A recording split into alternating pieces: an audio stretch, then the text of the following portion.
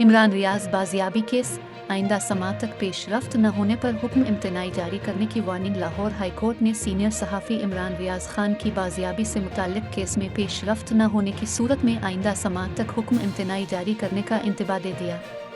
Advocate general Punjab ने अदालत में पेश होकर बताया कि इमरान रियाज की बाजियाबी के लिए कोशिशें जारी हैं।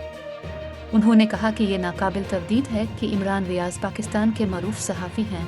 इनके वालिद को भी वर्किंग कमेटी में शामिल होने का कहा गया है।